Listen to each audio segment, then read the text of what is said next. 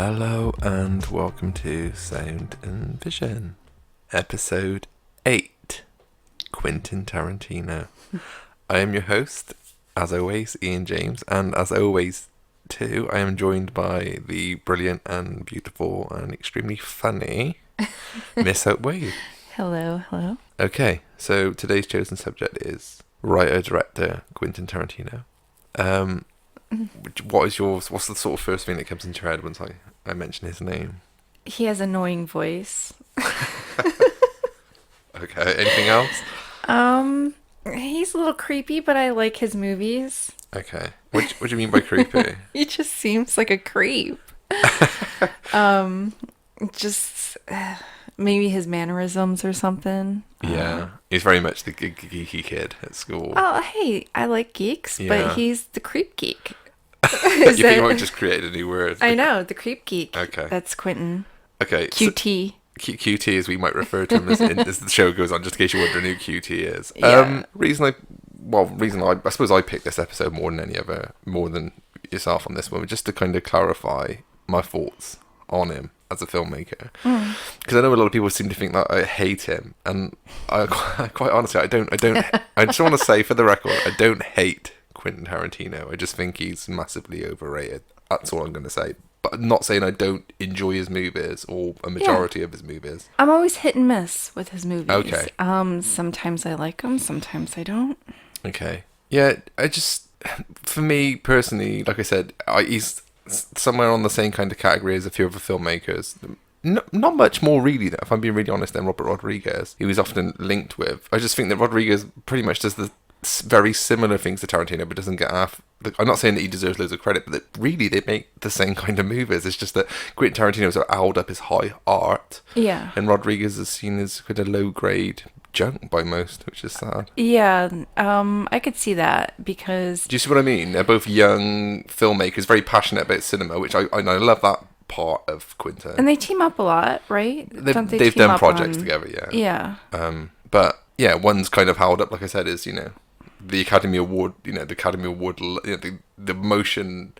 Oh yeah, I'll get there in a minute. He does. He but they gets a lot seem of to love praise. Quentin, yeah, and Robert's I the straight to know. video version. Okay. Yeah, but that's the kind of so I kind of like Robert. Okay, and the kind of love that Quentin gets is really surprising. I mean, again, another reason to do this episode.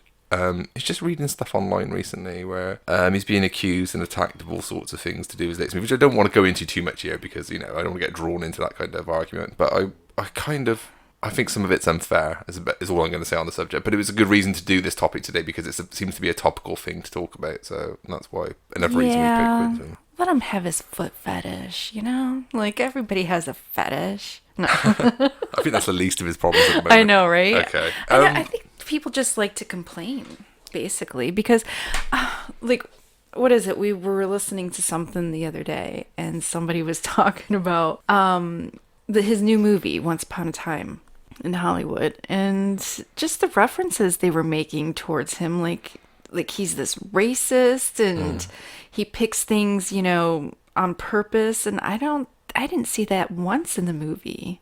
No, I think people just want to they're looking for things that aren't there, or that if they are there, they're magnified to something that they're not really, if I'm being really honest. Yeah, it's kind of sad that people read into it like that when it's a movie. It's fantasy. I think that's a sign of, personally though, I think that's a sign of the times. I think that's where we are now, that people are doing that. I don't agree. I mean, I don't want to, like I said, we could do a whole show just on that one subject. I'm sure I'll alienate a lot of people listening, so I won't. But yeah.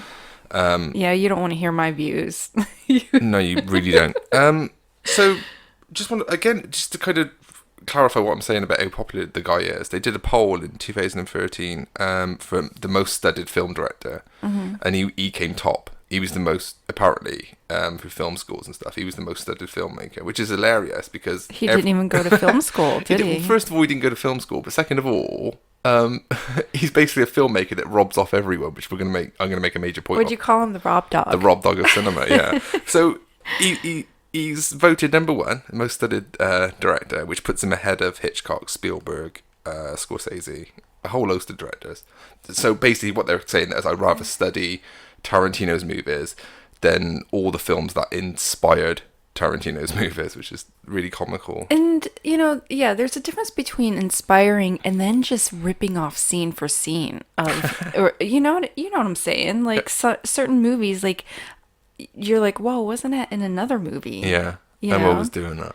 But at the same time, I'm not saying there isn't fun to be had from his movies, but in the same way that I like Joe Dante's movies, and there's a few other filmmakers that do it, there's a lot of in-jokes and references. And as a film fan myself, I can't completely, I should say, hate him for that, because I do enjoy sitting there going, oh, that's from that, and he stole that costume from that, and that bit of dialogue's from that, and that character names from that, and that shot's from that, and that bit of music score that he's using for the movie is taken from that, which I constantly do for all of his movies, though. I am sat there kind of just picking out little bits that he's stolen, to the point where by the end of it you kind of think, where's your input in this? Yeah, where's his originality, where people say he's original. Yeah, right? And of course he has won the best original screenplay Oscar twice now, which is really funny. Yeah. When the likes of, some of the auteurs in cinema have kind of struggled over the years. And he admits it, though. He admits that Yeah, and in fairness, he admits he's taken, but he's also quite happy to go and pick the Oscar up as well, do you know what I mean? Oh, of course. I mean, all he throws in is his stupid dialogue, which if anything, that's what it gets me about the movies, because I really like his movies, and some of them, like I said, they're hit and miss, but just the dialogue in it sometimes just is so boring, or just,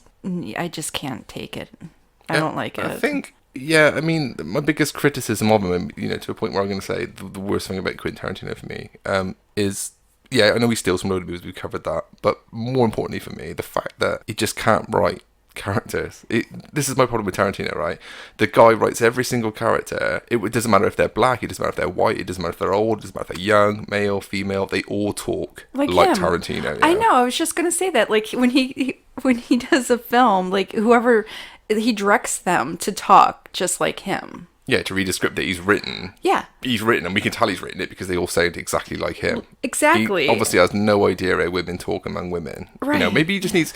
I think with Quentin, he needs someone to help him sometimes with writing characters. This is just... And people probably hate me for this, but I think he needs someone to help him write characters. He needs a bloody good editor. Because every film he makes these days runs 3 hours, which I don't care. Not... Some of the running time, I mean, particularly the 8 for Late, which I've got to point out, is like a 3-hour Western set in one place. It's a little chamber Western, the kind of things that... Bud Botico is the 50s Western director. He used to make those movies in 70 minutes. It basically is a Bud Botico movie, but it's blown up to 3 hours. And it's just like, where have you found 3 hours? Just so I can have my little smart-ass monologue sequences where a character can sit there and talk for 5 minutes like Quentin Tarantino. Yeah. And then probably bore the audience sense that. Could you imagine being in a room with them? Like at a party? I know. And someone's going to say, oh yeah, this guy loves the sound of his own voice. And someone's probably thinking, well, you like the sound of your voices. Oh, no. But no. I know. I sit here and cringe at my voice. I don't even like it. Yeah, we don't take it quite that seriously. Okay, no. I'm just going to take it right back to nearer the beginning then. So we'll take a little step back now. Quentin Tarantino was born in 1963 in Tennessee. Okay. Where he's Italian-American heritage. And where's his southern accent? Let me get there. Okay. He moves to California pretty much. Oh, okay. Suddenly, straight away. I think his dad, whoever his dad was at that point, takes him out there. His mum does. I forget the whole gist of the story now, but his dad goes. So he's kind of brought up by his mum. He's very much the mum-is boy completely. She gets with a musician type. But before she gets with the musician, he's gone back to live in Tennessee for a bit, and then eventually ends up back in California, where he's kind of spent the rest of his entire life completely in California. So he's immersed in that culture, the LA culture. A little bit of trivia that was quite fun. This makes me laugh, is that he was arrested when he was 15 for shoplifting a book by Elmore Leonard, which is hilarious because he's been stealing ever since. Yeah. But in the cinematic terms. And Elmore Leonard, of course, also is the author of Rum Punch, which was made into Jackie Brown, which is his best movie by far, which I know loads of people go, oh, I hate Jackie Brown, but believe me, it's the best film he ever made because he had to draw from characters that were already there, so he couldn't put his input in that. He couldn't spoil that bit. Which, again, we'll get to as we work our way kind of through his movies. So, yeah, during the 80s then, so when Quentin's in his 20s, and wants to be an actor, so he takes acting classes and all the rest of it. And, I mean, as an actor, it has to be said, I mean, as a filmmaker, okay, but as an actor, he's terrible. As simple as. Have you ever seen Quentin Tarantino impress you in an acting role? No. I haven't, personally. No. And he did wait until dark on stage, going back in the late 90s. So he'd already established himself as a filmmaker at this point. He did, Pulp Fiction and stuff. And then he went back on stage because he really wanted to be an actor. He's always had this desire to be an actor. I want to be in front of the camera. And you can tell because he has that bravado about him that he really thinks that he can act. And he did, they revived the stage play of Wait Until Dark, which was made into a movie with Audrey Hepburn. Yeah. Yeah. Love that and he one. played the Alan Arkin role from that movie because I can't remember the character's name now. Yeah. And I've seen clips and stuff. It's just awful. Tarantino just can't act. No, and I think if he could, he would act every role in a movie. Like, he would sit there, and he probably did that as a kid, like, just, you know, filmed himself here in a role. Oh, yeah, and then meshed them all together. He did. I think he shoehorned himself into a few films, wasn't he? He's always given himself like he a always little... does. Yeah, a little cameo. In nearly all of them, I think. I'd have to really think. I'm pretty Most sure. of them. He didn't in the last one, which I was surprised. Apparently, did he? he's the voice behind the camera. When someone's right. There you directing go. Leonardo as the actor, the director who we only hear the voice of is Quentin Tarantino. Of course, he has his voice in there. He needs to be heard. Yeah. So yeah, basically, I know some people like that. Oh yeah, that was have another whole show. And Birdman was terrible, by the way. Video Archives. It was a video store in California where Tarantino was, and this is a pivotal part of Quentin's story, is that he worked in a video shop for the 80s, which is really funny because you've pointed out he never went to film school, but he did study acting. So during this time of wanting to be an actor or a writer, because he was writing, I think he wanted to write novels originally. He was quite happy to write books, and then through this love of cinema, thought, I'm going to write screenplays. And during this time, he worked in, like I said, a video shop called Video Archives, which is now most people know of who know Quentin's story. But apparently he was kind of the cool guy in the store, that he would, while he worked there, he'd kind of make up like, oh, this week's going to be heist week, and this week's going to be disaster movie week, and he'd move all the videos around, so he had like a little display bit that was his, so he had like input early on he always wanted to kind of to be fair to him, he always wanted to kind of share his love of cinema, and I can't knock him for that because, you know, we're pretty much the same. So I kind of admire the fact that he wanted to educate the people of LA on what films were good and what films weren't good. Oh yeah, it's like that section that they do in video stores now. Well, I don't know if you... Is there a video store now? Yeah, some places, and there's always like the recommendations from the staff, you know? Like, I think that's the kind of thing he kind of did. Yeah, but there was made it popular. There was some actor who was in Buffy, your program, which I was trying to talk to you about a while ago. What do you mean some actor? I don't know his name. He's I didn't say he wasn't good, but he was an actor in Buffy. I don't think he had one of the main roles, but he kind of said that he used to be a regular in the Video Archive shop, and he said, Quentin knew his stuff. He said, I constantly ask him questions about films, and he'd know way too much. So I guess he always wanted to kind of get his knowledge out there, which eventually he does, but he made... Apparently, again, I've never seen this, so I need to YouTube this. During his days of trying to be an actor, he had a role on an episode of The Golden Girls in 1988, where he played an Elvis impersonator. Oh, Lord. Yeah. I need to go and check that out, because that just makes me laugh thinking about it. Yeah. Because he has this obsession with Elvis, which kind of works his way into a few movies. Yeah. So yeah, if you get a chance, go and check that one out before I do. And then sort of around that time as well, he makes his first movie, which is not a lot of people, well, I say a lot of people do know now, but made a movie called My Best Friend's Wedding. Or Best Friend's Birthday, Not should that- say. okay. No, Best Friend's Birthday. Not the one with Julia Roberts, right? No. Okay. It's worse. It's worse. It's not even possible, but yeah. Didn't we talk about this movie before with the Dylans and the... Dermot Mulroney's Dermot. Anyway, I don't know so those. yeah, excuse me, but yes, my best friend's birthday, 1987, which he writes and directs himself and acts as the lead role. And I think at this point he wanted to be Spike Lee, because it's very much She's Gotta Have It. I don't know if you've ever seen that one, the Spike Lee's first film, where the girl's got to choose a dad. She's having a baby, she's got to work out who the dad is, and obviously Spike Lee cast himself in one of the roles and stuff. And it's a very important indie movie, the 80s, you know, a crucial movie. Yeah. And just for the record, I don't think Tarantino is as good a filmmaker as Spike Lee in my eyes. But anyway, he has an attempt at making this movie which does nothing, and I don't think they even managed to. The version that you can get hold of now and see is not like what it should have been. Then I think Roger Avery, who was the cinematography on this movie, who went on to co-write Pulp Fiction and then directed Killing Zoe in the 90s, which I thought was a really bad movie. And he even ended up in jail eventually, so he co-won the Best Original Screenplay Oscar with Quentin Tarantino, and then somehow ended up in jail. It happens. He said that the film that was eventually the film that exists and everyone's seen, it doesn't represent what they originally were filming. They said they were kind of filming it on and off, and it's a really bad representation of Tarantino and everyone involved. Or I think he's just trying to cover his tracks. It's very amateur hour, and I say it's a student movie, which is funny because, like, again, we point out he never went to film school, so it's kind of not a student movie. But didn't we listened to an interview that he did recently, and he talks about working at like an adult movie theater. Yeah, and it kind of or kind of go and visit this place because the stores seem to differ and change. I thought don't he they? said he worked there, or what? Did he go and visit? I don't think he went and Or he visit because he was so young. He was only like, was he working as a projectionist? yeah, because I think he was trying to say he was only 14. He wasn't supposed to be in those places, but he's so cool, and I got it. Yeah. I'm just I learned all my stuff from there, and Because a lot of his stories. I mean, I've read a lot about him, as many other filmmakers too, but a lot of his stories contradict themselves. Like you said, there was this pivotal moment when he was growing up where he was being looked after by his mum because there wasn't a father figure around, and his mum let him go and watch R-rated movies, X-rated movies, whatever. that's what it was. Cinema. Very young, yeah.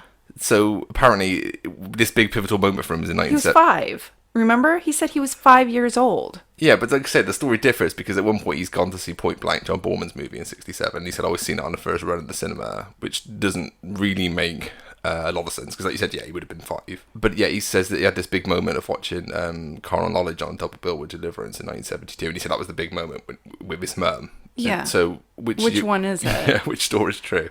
And this is the thing with Quentin. A lot of his stories contradict each other, and the myth around him seems to change, and the stories change. It makes you think, Yeah. like, is anything that he says really that true? Yeah.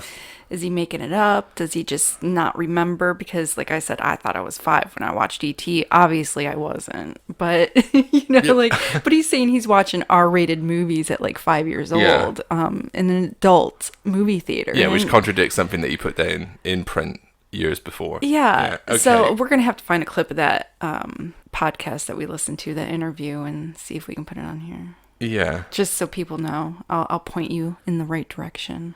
Okay, so this whole my best friend's birthday doesn't really work out for him. So he carries on writing screenplays. And the first one that he sells, was not made into a film straight away, was From Dusk Till Dawn, which originally was written as a short story to be used in an anthology horror series, something like Tales from the Crypt or Tales from the Dark Side or whatever, those kind of shows. It was originally going to be a 45-minute segment or an half an hour segment of one of those kind of shows, and it branched out and become a movie, which, even though he sold it in the early 90s, it never became a movie until the mid-90s, which he got to star in himself. And it's huge now. I mean, it's like a cult Yeah. film that people love. So that was the first screenplay he sold. Then the second screenplay he sold was Natural Born Killers, which he says does not resemble, even though his name's on the poster and the opening credits, it doesn't resemble anything he originally wrote. And apparently, well, that's why it's so good. Because it's one of my faves. Okay. Well, Oliver Stone, who is a renamed writer anyway, apparently took the bare bones of Tarantino's story and changed great big chunks, which I believe He perfected it. Because I think that film represents Oliver Stone a lot more than it does Quentin Tarantino. Oh yeah, definitely. So, it has his style for sure. which is, Quentin Tarantino's not saying any different. He's just saying, that film doesn't represent what I originally written, and I think that shows. And the first kind of screenplay that really does, which he sells to make the money to make his first real movie then, which is Reservoir Dogs in 1991, is the True Romance screenplay, which he sold for a good sum of money for Tony Scott to direct. Which completely that one completely resembles Quentin Tarantino. Yeah, completely, because the lead characters, the Clarence character played by Christian Slater, is just basically Quentin Tarantino. This is a guy who's obsessed with cinema and violence, and there's all those kind of there's tons of references in that movie. That's another one that makes me laugh, just the amount of references in it. And there's that whole scene where Clarence takes is it Alabama, her name? Yeah, Patricia. And they're like in a diner and he's discussing all the things they love, and he's like, oh yeah, I really love Burt Reynolds and I love Mickey Rourke movies and I love Phil Spector. Yeah, and she's it's on been a while Wizard of since Oz. I watched that one. And he likes kung fu movies, and he works in the video store, and it's like, this is what you want. And he loves Elvis, or Elvis is like his guardian or his kind of conscience that he talks to. Even Val Kilmer plays the Elvis role, and I'm surprised he didn't get Kurt Russell. Yeah, I think that will come later. But and that would be like the third or fourth time that Kurt Russell's played Elvis Presley or done something involving Elvis in a movie. Yeah. So yeah, I think True Romance is the first real time then that a film feels like a Quentin Tarantino movie of the ones that he wrote.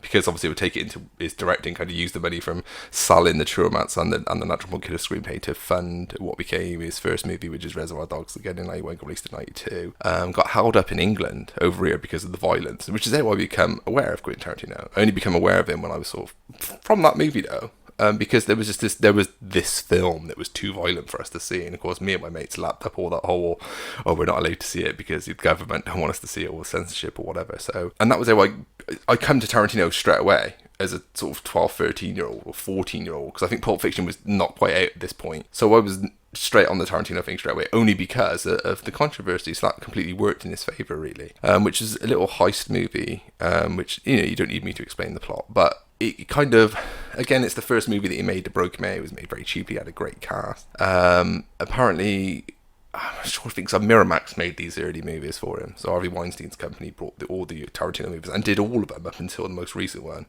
which obviously Tarantino cut his losses and kind of broke away from that company because of the Weinstein scandals and stuff. So Reservoir Dogs was the first film he made with Miramax then, which there's a cult 60s director called Monty Hellman, who I really, really like.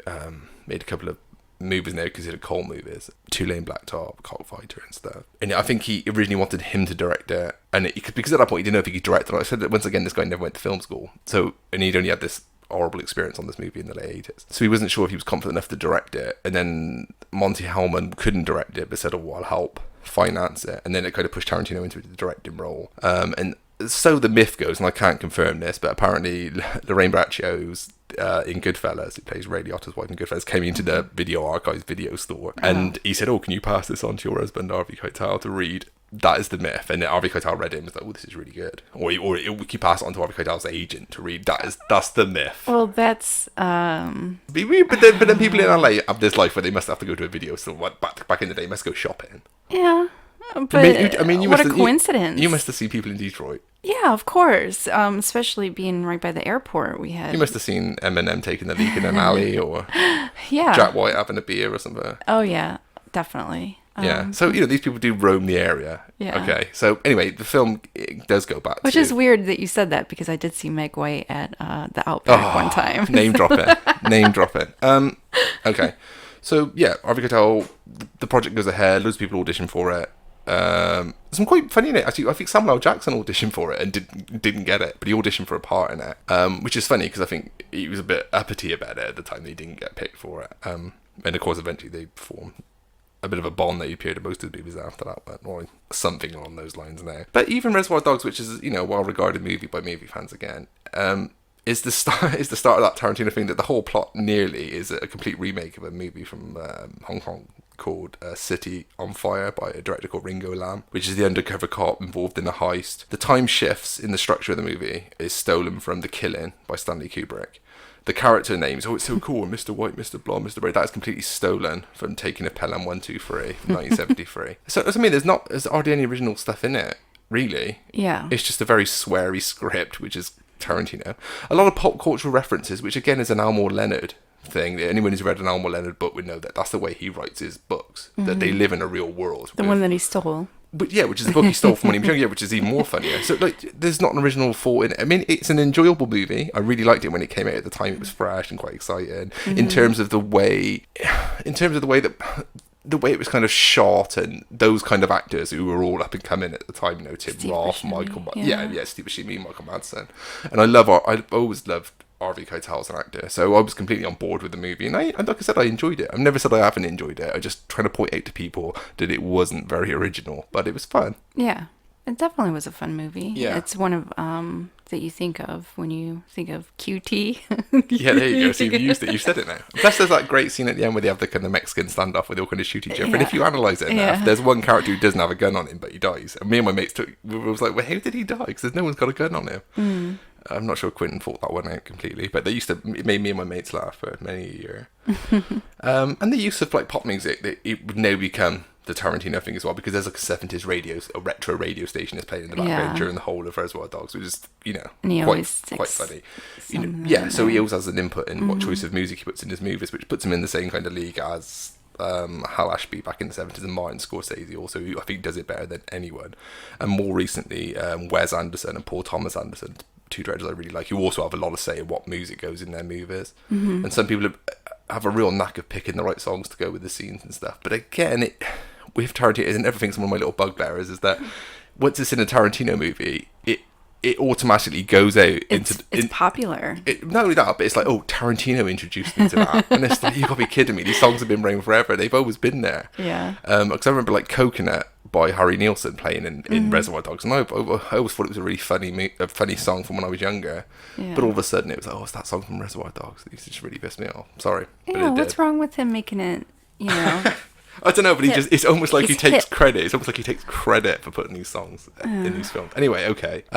So the success of Reservoir Dogs allows him to make a much bigger project that he had ready to go, which was Pulp Fiction, which became Pulp Fiction in 1994, co-written by Roger Avary, who worked on his first movie as well, which was like a mosaic story of, once again, in LA, which a lot of Tarantino's films seems based. We know, obviously, right about what you know, we can't knock him for that.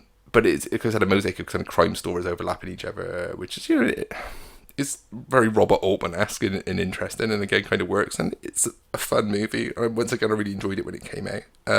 It's just seeing it in polls of like the 10 greatest films ever made and things like that. It's just those kind of things are the things that grate me about Tarantino. I mean, everyone's entitled to an opinion, and I'm not saying that either. Everyone is, but really, the top 10 films ever made.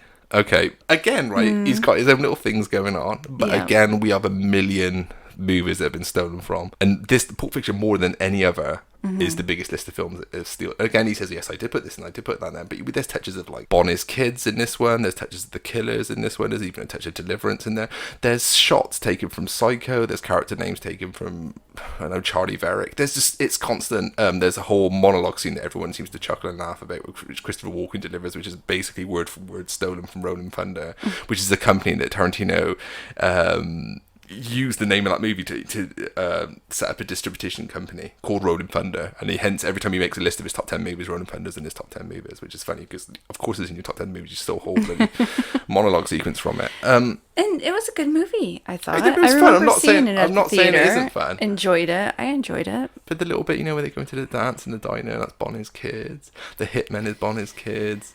It was the first time you saw John Travolta in a while too, and you were like, "Whoa, what happened to him? Like, he's not." He looked up bad, didn't he? Well, come on. What was it, the hair plugs? I mean, I'm not talking about anything else, but the hair plugs. And in this one, he's playing.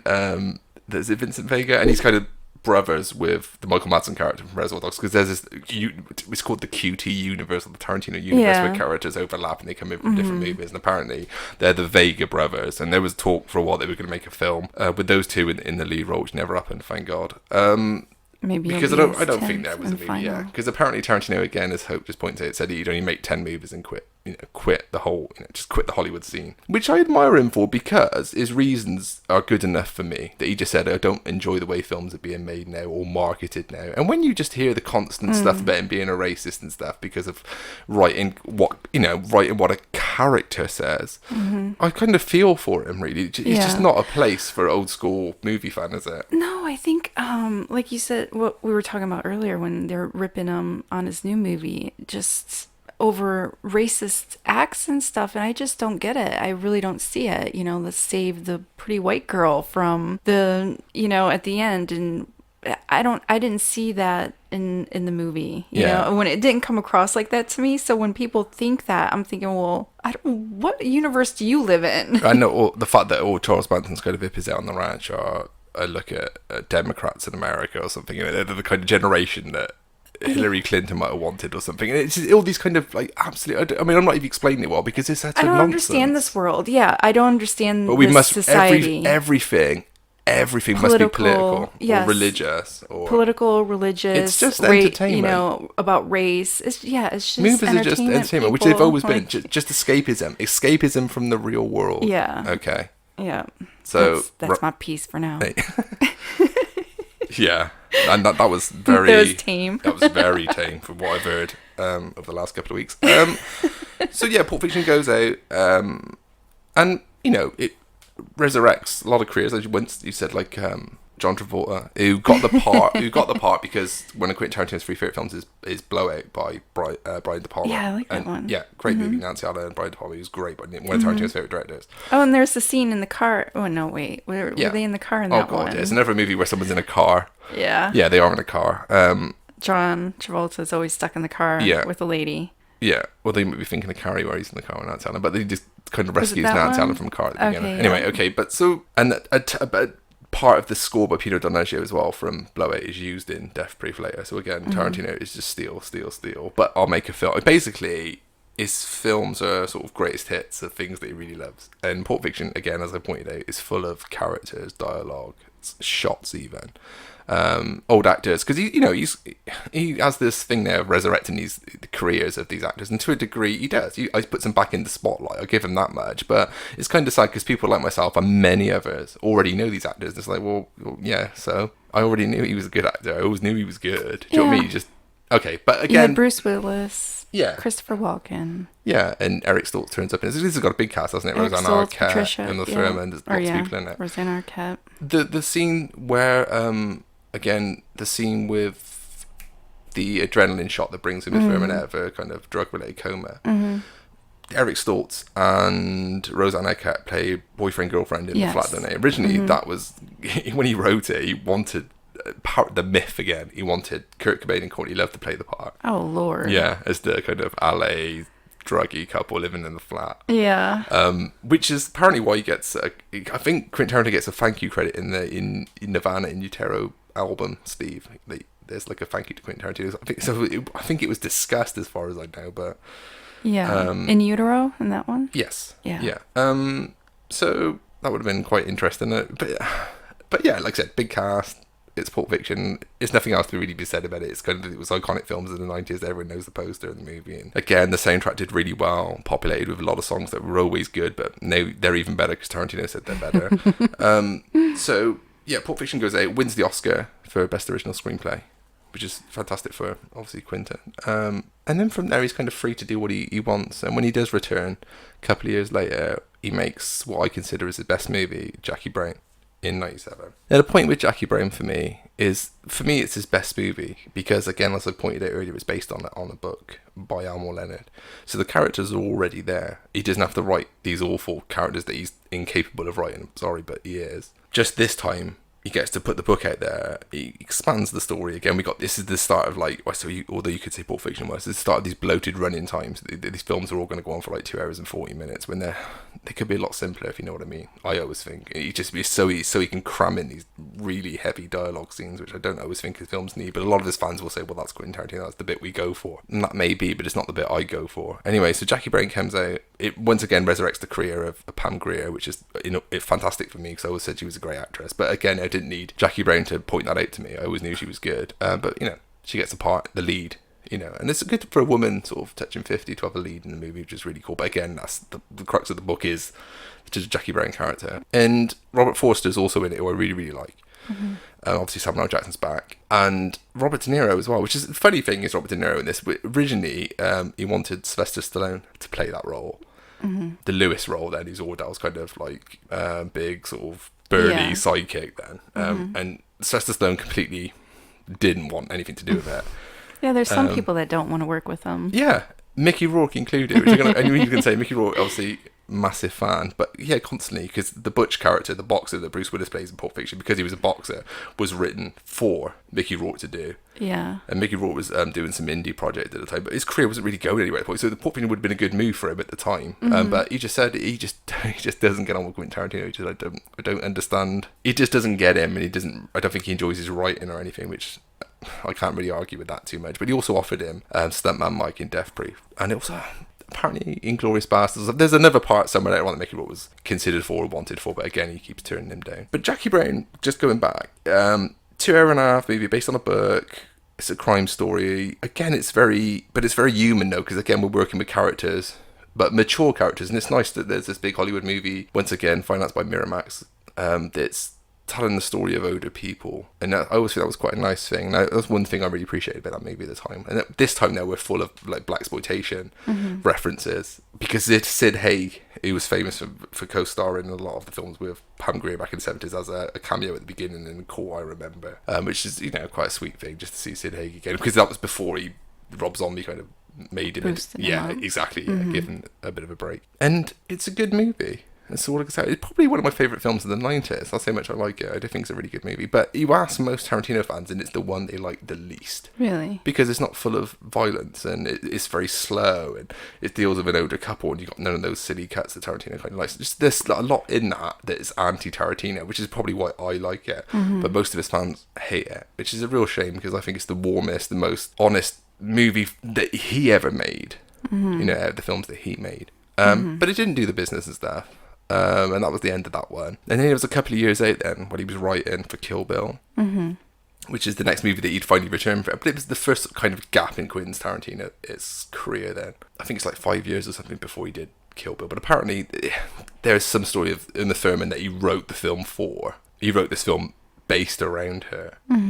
I think he visited her while she was pregnant or something, because this is the reason the film was held up, because he wanted her to have the baby, because he said no one else was going to play this part. It had to be Uma Thurman. And so in 2003 we got Kill Bill, which was a movie that he shot for Miramax. It was like, I think over like 4 hours of film, 5 hours of film. So therefore it couldn't be made into one movie. But he did shoot it as one movie, which Richard Lester also did back in the 70s with The Three Musketeers, which is the film I really like. But it had to be broken into 2 movies because it was too long. So they had The Three Musketeers, and the following year you had the second part, which is The Four Musketeers, yet they were shot back to back. And a similar thing with Richard Donner on his original cut, Superman. Superman 1 and Superman 2 were shot back to back. And then there was difficulties and sack-ins and various other issues that they came out as part 1 and part 2. So Kill Bill was a 5-hour movie, all made together. Miramax said, you've got to cut this movie in half, which they did, and it was put out in 2 separate volumes, but it tells the same story, which is basically, again, you know, going over plot. You know, Uma Thurman seeking revenge for her wedding day, where she was, you know, to be killed, where her husband is killed by some assassin squad that she used to be part of. And eventually she recovers and then seeks revenge, which is the plot, basically, of Lady Snowblood, mixed with the plot of Francois Truffaut's Bride Wore Black. Yeah. Completely same plot. With a little book with a list. It's from the Bride Wore Black. Everything in that movie, trust me, right? You know, Daryl Anna as the nurse wandering through the hospital is basically a mixture of Dead and Buried or Black Sunday by John Frankenheimer, with a score from Bernard Herrmann taken from Twisted Nerve. It's just full of stuff that's stolen. Yeah. It's like I steal from, you know, Hong Kong action movies, samurai movies from Japan, giallo movies, 70s exploitation movies, 70s exploitation movies, you know, grindhouse movies basically, which and we'll it's get to eventually. Another much loved movie. Oh yeah, massively. The Bruce Lee Game of Death 8 for everything, you know, all kind of stuff. I mean, there's certain stuff that people know. It's original, but you know, yeah, of course it's original. Yeah, of course it is. It's also full of stuff that people don't fucking know. Do you know what I mean? It grates on me again because it's a great movie. It's fun. It is. It's fun. It is. It's fun. I won't say great, but, but it is fun. I liked it. I enjoyed it. I love seeing Daryl Hannah come back and and that role. David Carradine as well is Bill. Oh, you know who else is in it? Who? Vivica A. Fox. Oh.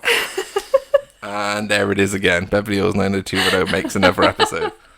I don't know how you do it, Hope. It's just because everybody's in 90210 because it was the best show ever. So that's, you know, how they get their careers. 90210. Yeah. Anyway, David Carradine plays Bill, which is the main guy that she kind of is seeking revenge against. Originally a part written for Warren Beatty, right? Completely Warren Beatty. Wrote the whole thing based around Warren Beatty playing the part, and then took it to him. They had like a business meeting dinner that they do in Hollywood. Took it to Warren Beatty, and he just said, I just don't get it.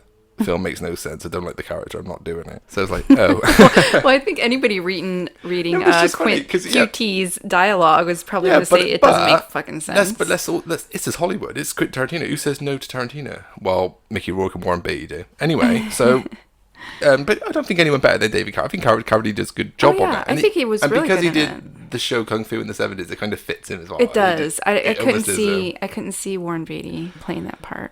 Yeah. So again, snippets of score, scenes, dialogue, everything's stolen from a million movies. But, you know, it's Tarantino and it's fun. And it does good business. Very good business. I remember seeing that at the theater, so it pulled in the money. Yeah, absolutely, yeah. And it's, you know, a bit of a cult favourite, as you pointed out earlier. And plus... no, Jackie Brown was the one after Pulp Fiction, so that flopped. But Kill Bill bought, it was like, oh yeah, Tarantino is swearing again, and there's blood everywhere again, so it's good again, you know. Yeah. Which was, I'm sad because the subtleties of Jackie Brown were just shoved to one side, and this is another problem I have with Quentin Tarantino. I always think, I don't care what anyone says on this, I'm not going to back down on this. Tarantino always has one eye on the box office register. That is it. Money counts for Tarantino. So he may be the auteur, but he cares about making money, which is kind of sad. You know, all my favourite filmmakers are people that just want to put their art out there, and if the film makes money, it does. If it doesn't, it doesn't. But they're always going to do what they want to do. They don't really care about that side of things. And I always think Quentin panders to like what will make money.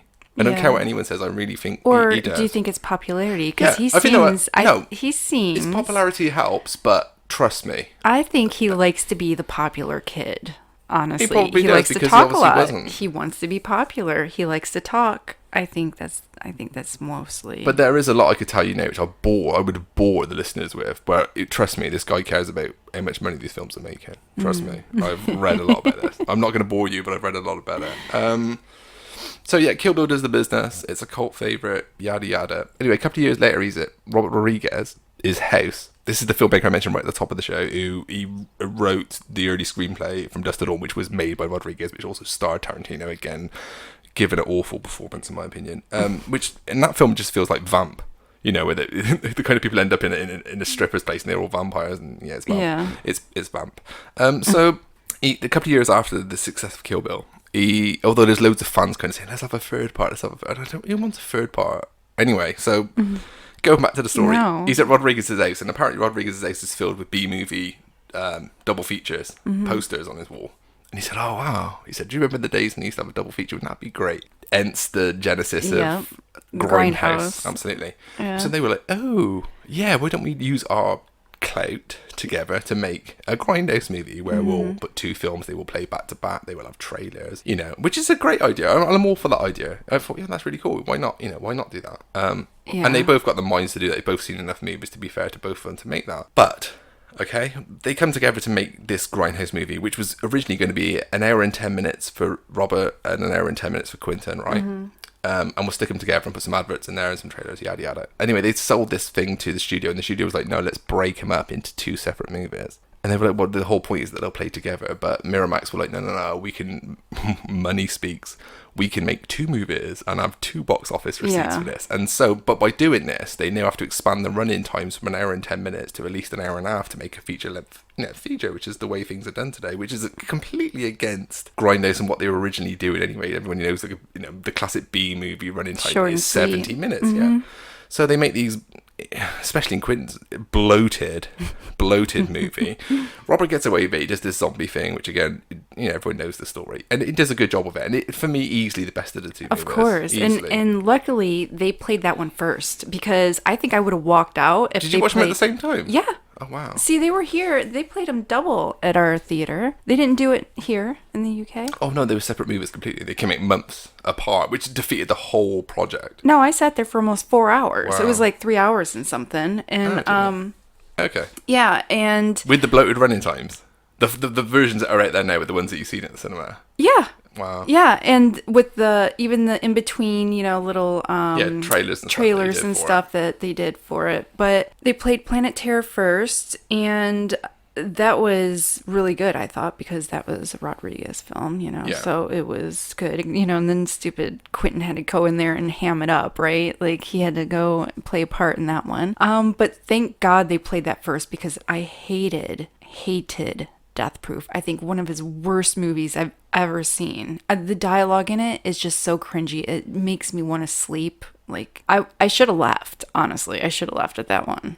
I'm not even sure what trying to achieve with that movie, really. Basically, what they said before it, because I think they compared, there was two movies that played together, or they read that had played together, which was Zombie Flesh Eaters, and something like, I don't know, My Bloody Valentine or something. But basically, it was a slasher movie and a zombie movie played on the same bill, and that was their inspiration. He was like, well, you do the zombie film, I'll do the slasher movie. So Death Proof was originally written as a slasher movie, that there will be this crazy, creepy guy that we never really kind of get to know, who stalks these girls and kills them one by one, which, is okay. It's basic plot is what it is, but because he's forced to expand his running time, there's these horrible flabby scenes of dialogue where these girls are just sat around the table for about 20 minutes talking absolute bullshit. None of them sound like women either. I mean, have you ever heard women have those kind of conversations? You're a woman, exactly. Never. Tarantino cannot, again, let me state this, cannot write characters. I was so bored with it. Even in the bar scene that you had, I love Kurt Russell, but, and Rose McGowan, like, of course she had to be stuck in there because she was Robert's girlfriend at the time. So I just thought it was shit. I hate it. There you go. Again, it's filled with And I like the Stolen actors. references And again. there's, you know, like I said, I like the actors in it. I like that Mary Elizabeth. Is that her name? Yeah. I forgot her last name, but she was in Final Destination 3. I like her. But yeah, it did nothing. His dialogue did nothing for me. I hated it. Okay, so that film comes out and it does this little thing, and everyone's like, "Oh, it's Tarantino, it's brilliant." One thing I will defend it for is the stunts in it are really good, but again, it's the kind of idea stolen from Vanishing Point and various films. He does, which he admits he references in the movie. To be fair to him, Well, that was Zoe Bell too. Did a lot. Yeah, it was Uma stunts. Thurman's stunt double. Yeah, and she's great. Maybe she should have I like her. Maybe she should have drove the car in Kill Bill instead of seeing she looked just like her, and then we wouldn't have known the more moaning we constantly get these days. So yeah, Death Proof comes out, makes a bit of money. Quentin Tarantino now says he regrets it and says it's easily the worst film I ever made. It's the one film out of all my films I'm not proud of. Well, So there you go. okay, so he does throw his hands up. He does admit it. Okay, and then there's like a 2-year gap before he goes back to a movie that he'd been trying to write for years called Inglourious Bastards, right? Which is a war movie from 2009 that he was trying to write, I think way back as Jackie Brown, he was writing this war movie, and at the time when there was rumours of it, 'cause it was Quentin, everything was Quentin Tarantino for a few years, there was rumours that it was going to star Sylvester Stallone, Arnold Schwarzenegger, and have all these, old 80s actors, which eventually that kind of did happen as The Expendables, which, well, I don't know what to say about that one. But, so Inglourious Bastards became something else eventually over time. He spent sort of 5 or 6 years writing this movie, and then it eventually became the movie that it is, which is, again, the 3-hour bloated running time war movie with good scenes in it, right? It's the first time he worked with Christoph Waltz, who wins sort of a couple of awards now for the next couple of movies that he makes with Tarantino and Glorious Bastards, and also Django Unchained, which is the following year. Glorious Bastards, by the way, is a title stolen from an old Italian movie from the 70s, which again, people know that already, but do you know, we're on the stolen train again. And the Christoph Waltz character, which it is this kind of sadistic German kind of guy who's all the way through the movie, plays it quite well, is clearly based as well by I have to say, on a role played by Malcolm McDowell in the film called The Passenger, or The Passage, I should say, which a lot of people don't know. But trust me, check that one out and you'll see where that character comes from. Yeah. And then again, there's the use of Putting Out Fire, Dave Bowie, which is from Cat People years before. There's bits of Morricone music stolen from various other movies. But I mean, apparently before Christoph Waltz took the movie and he was nominated for or won an Oscar for it, I forget now. It was originally written for Leonardo DiCaprio because he could speak fluent German, which is interesting because obviously Leonardo will come into the Tarantino universe in the next couple of movies. But Christoph Waltz did it. He's very good in it. I'm not saying he isn't, but it's Malcolm McDowell in The Passage. And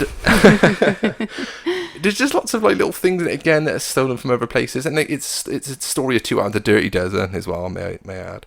But there's two sections to the story. One of them is about this German or French guy, I haven't seen the film for a while, German or French guy who owns this cinema, which is that side of the story I quite like. It's all subtitled, told in his native language, feels quite authentic. And then you got this silly Tarantino cartoon side, which is the Dirty Dozen, where Brad Pitt's recruiting a load of soldiers to go and do this suicide mission where they're going to go and blow up Adolf Hitler and whoever else is involved in the movie. This is the first film where he's going to change history as well, and World War II will end in a completely different way to the way we knew it ended. And like I said, it's a film of 2 halves, and the first half I generally quite like, and there's a great little sequence again, which is taken, which is referenced because it actually shows it's taken from a film called Sabotage, Alfred Hitchcock movie made in England in '36, and the film actually plays at the cinema in the movies. That's a nice touch. There is nice touches in it, and it's a decent movie. It's just overlong.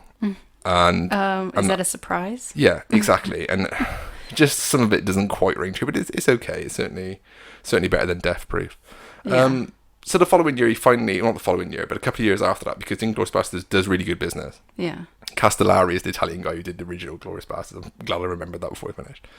So a couple of years later, he does Django Unchained, which is going to be this big western he's going to make. I didn't see that one. Tarantino is very proud that he's made this slasher movie, his gangster movie, his heist movie, his blaxploitation movie, his horror movie. Yes, yeah. Well done. Yeah, so Django Unchained is going to be his western, and again we have this 3-hour running time. And trust me, there's a point in this movie which I know a lot of people who are listening are going to know exactly what I'm on about. There's a big shootout in a brothel, which is great. It's a great executed sequence, fair play, it's well directed sequence, but the film needs to end there because that really is the story told. But yet Quentin tags on another era where, surprise he plays a part himself, and then you got this silly horse dancing, and trust me, the horse, Jamie Foxx is on a horse and he's making it dance, don't ask. So we got an hour's worth of absolute crap padding, which for me sinks the movie, because up until that point, once again Christoph Waltz is good in this, I have to add again, very good in this.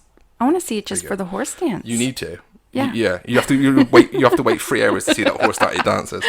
I'll forward it. And this is interesting as well, because, okay, anyway, this is the story of Django Unchained, but it's about a black slave who kind of breaks away and then tries to reclaim his wife, she's been taken away to like a plantation place where she's being used as a slave.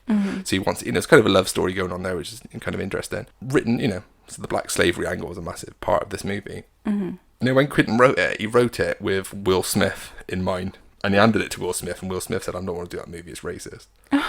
See, yeah, he's one of those. So, yeah. So Jamie Foxx does the movie, which is quite funny, because he's got a few of his opinions I don't completely agree with in real life. But anyway, he does a decent enough job in it.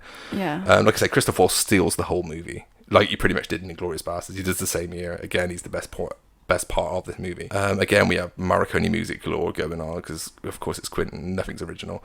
Django, the title, comes from a series of Italian westerns made back in the 60s. The first one, directed by Sergio Corbucci, starring Franco Nero, who gets a cameo here, which is the only clever bit in here. You're like, oh, yes, Frank, there's the original Django, But it's, it's 3 hours of shouting and swearing, and it's again, it's fun. I'll say that much, it's fun. It's just about an hour too long. That's my only problem with Django Unchained, it's just an hour too long. Other than that, it's, well, that's not a surprise. It's fun. Tons of cameos, loads of little people get little parts in it, like James Russo, all these kind of, characters that Tarantino kind of sticks in little parts all over the place, and that's always interesting. Yeah. I kind of enjoy that. This is probably the biggest part, and Don Johnson's in it as well, which is great. Oh, Obviously, nice. big fan of Don Johnson. Yeah. So he has a little part now, which is really cool. Yeah. Again, the film does well. Again, Christoph Waltz gets an Oscar, right? Again, it wins Best Original Screenplay. It's original. A film called Django, based on a film from the 60s. It gets the Best Original Screenplay. And, it's 3 hours, it's fun. That's it. It's nothing more. I don't understand the Oscars and the accolades. Is it fun? Yeah, except for the last hour, which is ridiculous. Although you'll want to stay out now because there's a dancing horse. Yes. You have to see this dancing horse. Yeah. And then so that was sort of 2012, which 2 years later he makes another Western. So which I don't really understand, because you're kind of major Western. Anyway, this one's called The 8 for Late. And that's another one I didn't see. Okay, so you're not seeing the Tarantino Westerns. I know. Well, I don't really watch Westerns that much. Okay. I wouldn't go to the movies just for a Western, but... Westerns are good, trust me. Yeah, some are good. I've seen some that are good. Okay. The Misfits. Just a quick I run. like that one. Is there any with Jason Priestley? Or he was in Tombstone, actually. So you might like that. Yeah. Oh, yeah, I did like that one. Yeah, of course. Jason Priestley was in there. Was that the one with Val Kilmer? It was. Yeah. It's a very good one, too. Okay, so Django... Because there was two. Wait, sorry. There was two at that time, so... That and White Earp by Lawrence Kasdan, Yep. which, again, was 3 hours and flabby. I got a real problem with running time. It's something Hitchcock always said, that, the length of a movie should be kind of measured against the kind of endurance of someone's bladder. Right? If you're going to go to the toilet, which is a great quote, by the way. I know, because you don't want... I think they don't want people leaving just to use the bathroom. Well, I know, because then you're going to miss part vital of the movie. scenes. Yeah. I will hold it. I don't. Yeah. I'm one of those people that won't go to the bathroom. It's kind of, you're like a Beastie Boy, yeah. You're kind of hold it, hit it on the way out. Yeah. Okay. So Django Unchained takes us into the second Western called The 8 for Late. Again, trust me on this. This is a little chamber piece, something some Bud Bosker would have done in the 50s in 70 minutes, right? Tarantino takes 3 hours with this one, okay? A group of, a guy taking, Jennifer Jason Leigh, who's great, by the way, and probably the saving point of this movie, if I'm being really honest, is kind of being escorted across, the old Western kind of country during this snowstorm blizzard, and the blizzard gets too much, they have to kind of stop over for the night in this little inn thing, or barn, or whatever the hell it is now. And, basically we got an hour and 20-minute movie bloated into a 3-hour movie. And it feels 3 hours, trust me. There's a ton of Tarantino crowd-pleasing violence at the end, so everyone would be happy that, we've only waited 2 hours and a half to see this, but there it is. And again, it's got a decent cast, there's a lot of old faces. Tim Roth comes back, Michael Madsen comes back, which is always pleasing to see. Bruce Dern is in this one, which is great, because he's also in the next one. Yeah. Like I said, Jeff J.C.'s very good. Kurt Russell comes back for this one, and also he's very good. I love Kurt Russell and everything. I can't fault the cast, and I'm not about to fault the cast. It's, again, the run-in time, okay? And the fact that there's a Spanish Western called Cutthroats 9, which I love, and it's basically the whole plot. And it's this little, tiny, very violent Spanish Western that no one's heard of. And trust me, the whole plot is The 8 for Late. And then they got these music cues from The Thing as well, because we're out in the snow and we're isolated in the middle of nowhere and it's snowing, so we're going to steal all these musical cues from The Thing. Really? Oh, yeah. And even Ennio Morricone, who possibly could be the greatest composer ever in film history, and he's in his 90s and still alive, which is fantastic. But someone asked him about Quentin Tarantino, and he said, He's useless, basically. He's unoriginal. This is a guy who's worked with him. Even he didn't have a good word for Tarantino. He was like, you're just stealing other people's stuff. Yeah. Which, so even though Morricone's in his 90s, he's still got his faculties. Yeah, he still knows what's going on, and of course he can point out, which I hope most of you know, that the guy just isn't original. So the 8 for 8 is disliked by a few, although as I said, as the crowd pleasing violence at the end, and some good performances and some lovely photography as well. I will give him that. It was shot, using real film, which is one of the reasons Tarantino wants to leave cinema now, because attitudes have changed and the way we make movies has changed. So he kind of wants out of Hollywood, and I gotta pat him on the back for that much. Okay? Yeah. But again, the 8 for 8 is not original, and it's okay. It's just a bloated over long western. But there you go. Hey-ho. Which they had to change the ending off as well, by the way, because apparently it leaked online. So they had to rewrite the ending just going into filming. Really? Yeah, one of those internet leaks. Okay, which is another reason people don't want to make films, I guess. Yeah, I mean, if you do go and see the 8 for 8 or Django Unchained or Inglourious Basterds, for the Christoph Waltz performance and for the Jennifer Jason Leigh performance, it's worth it. But again, in saying that, they are still essentially characters that Tarantino has written from his head, if you know what I mean. I mean, fair kudos to the actors for almost making the roles a little bit more than the way they're written, which brings us right bang up to date with the most current movie, which both of us watched a few weeks back, which is Once Upon a Time in Hollywood, 2019 this year. Which I like to say he stole from his own movies. I said, like, basically it's just a mishmash of, all of his other films. Yeah. Like, brought into that one with some hippies and Well, it's based in 1969. So. Yeah. And some Austin Powers lookalikes. So apparently so it was called, yeah. We stole the thing from Austin Powers. It's like, well, I think Roman Polanski was alive and dressing well in the 60s, long before Austin Powers. Which was an awful bit of criticism said on another podcast. I won't mention any names. But Once Upon a Time in Hollywood, for me personally, is probably the best film he's made other than Jackie Brown, right? To a degree. Okay. Once again, we're 3 hours long, and it's 1969, and it's a couple of days in the life of Hollywood during 1969, where we focus on an actor played by Leonardo DiCaprio, who obviously previously worked on Inglourious Basterds, who's best friends with the stuntman played by Brad Pitt, who previously worked on Inglourious Basterds. And so they're going about their kind of transitional period of their careers then, where Leonardo plays like a fading TV cowboy who's running out of work and is now kind of considering going to Italy to work. And that basically is the plot. For the first 2 hours, we are following two characters walking around and immaculately. The art direction on it is fantastic. It's 1969 Hollywood, so kudos for Tarantino for getting the look of it right and the sound of it right, which you kind of knew he would anyway. Yeah. So the music and the look of it and the outfits and stuff are absolutely fantastic. And for the first 2 hours, I'm not saying it's great, but it's interesting. And for Tarantino, it's not bad. It's just there's this Sharon Tate sub-storyline which is going on, which is... I don't know. It's just that's the bit. That's the funny enough. That's the bit that doesn't work for me. And the last half an hour, I have to say, is ridiculous. And might I add, the last film for Mr. Luke Perry, which saddens me. And yes, that's 90210 right there. But we at least got to see his little face for a little bit. Yeah. But that's the trouble almost, because there's a lot of names involved in this movie. So people are like, oh, Al Pacino's in it. It was too much. Oh, Michael Madsen's in it. Oh, Bruce Dern's in it. But literally... and Oliphant. The Oliphant man is back, fresh from Scream 2.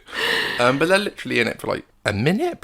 Some of them are blinking, you'll miss them. Like, oh, was he in it? I didn't see him. Luke Perry didn't have a big enough role. And he is the Western guy.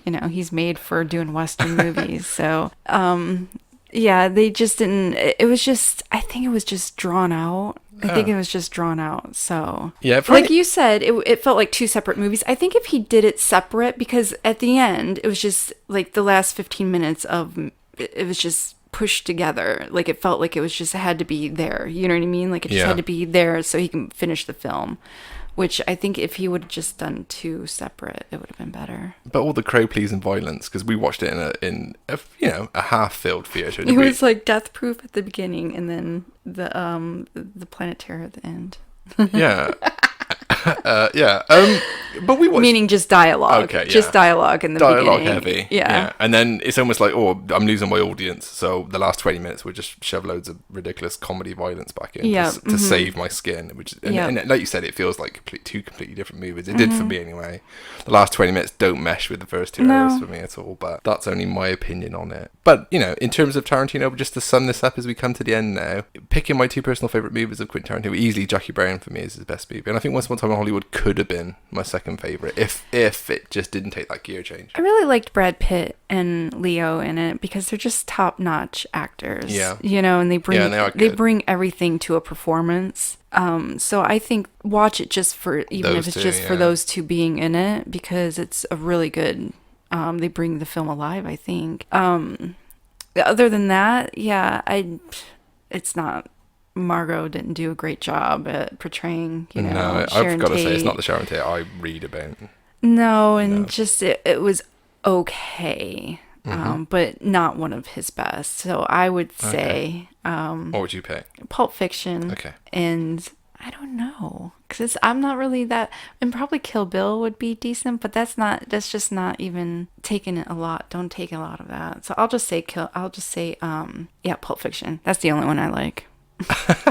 So this is summing up the show today, where we've discussed the works of Quentin Tarantino and QT as we call him, and just that's basically pretty much summed up everything I kind of wanted to say about him. Again, as we finish the show, I've never hated Tarantino. I just think he's extremely overrated and cannot write characters. But he does know how to make a movie. He knows how to make something entertaining, at least. Is what I can that say. you don't mind spending 10 Bit of time with. Even if it's just for spot the film references, because trust me, you will not get bored on that game. So that just leaves you to do your bit of admin. Oh, yeah. Come join us at Sound and Vision on Facebook or on Instagram. We're also on other outlets like Stitcher and iTunes, hopefully soon. So listen to us. Yeah, share with your friends. iTunes is coming very soon. I hope so. They better let us on there. And yeah, take a look at our stuff. And yeah, for sure. Come join the fun. Absolutely. And the group. Thanks, Hope. Okay, well, that's this one done. So until we meet again for another exciting, lengthy, ranty discussion on something, this is Ian James saying thanks for listening and goodbye. And this is Hope saying goodbye. Goodbye.